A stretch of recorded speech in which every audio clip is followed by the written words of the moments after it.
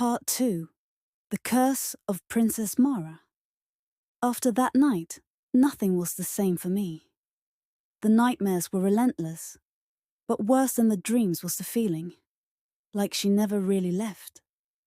It was like a shadow hanging over me, always watching, always waiting. I could hear her voice in the back of my head sometimes, whispering my name, taunting me. And every night I would hear the dragging sound of her gown, slow and steady, always just outside my window.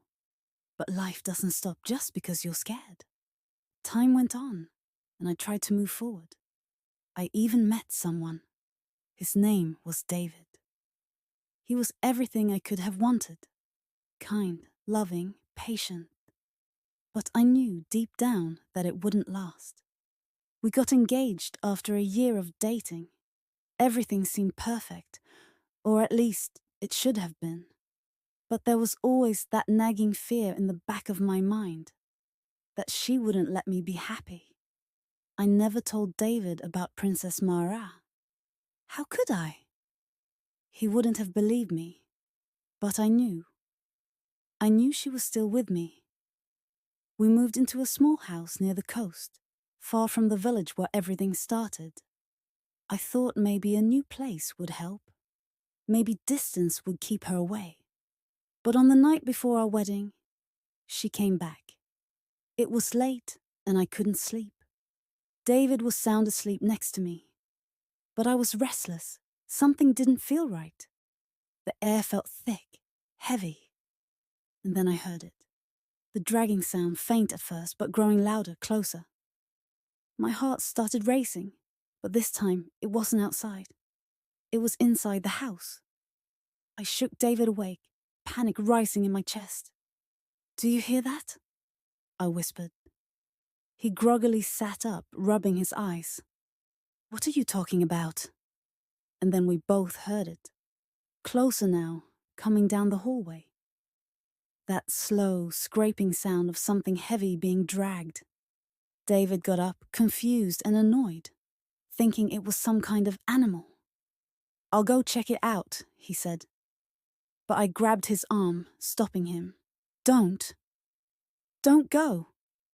The dragging stopped right outside our bedroom door. Suddenly, the air in the room dropped. It became ice cold, like we were standing in a freezer.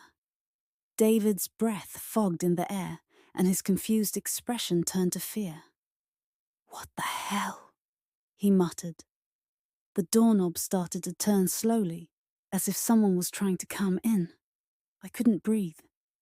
I knew what was on the other side of that door. David, still not understanding, reached for the knob. I screamed, "Don't open it!" But it was too late. The door creaked open, and there she was. Princess Marah, standing in the doorway, her face pale and sunken, eyes glowing with a sick, twisted light. Her gown, that damn gown, dragging behind her, still sparkling with the jewels she was buried in, but now covered in dirt and decay. David froze, staring at her in disbelief. He couldn't move, couldn't speak. She stepped into the room, and the air grew heavier with every step she took. Her eyes were locked on me, that horrible smile spreading across her face. Then she spoke, softly, almost sweetly, like she was teasing me.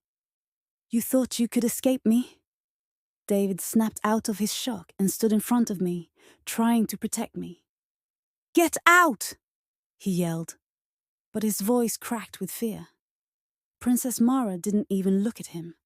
She just kept walking towards me. And then, in an instant, she lunged at David. Her hands, those long bony fingers, wrapped around his neck. He tried to fight her off, but it was like she wasn't even there, like she was more shadow than flesh. I watched in horror as his face turned pale, his eyes wide with terror, his mouth gasping for air. And then he stopped moving. She dropped him like a rag doll, his lifeless body crumpling to the floor. I screamed, but no sound came out. I was paralyzed, Frozen in fear, Princess Marah turned to me, her twisted smile growing wider. "You'll never be free," she whispered. "No one will ever love you. Not without me." I don't remember what happened after that. I must have passed out, because when I woke up, David was dead, his face still twisted in terror. The police said it was a heart attack, but I knew better.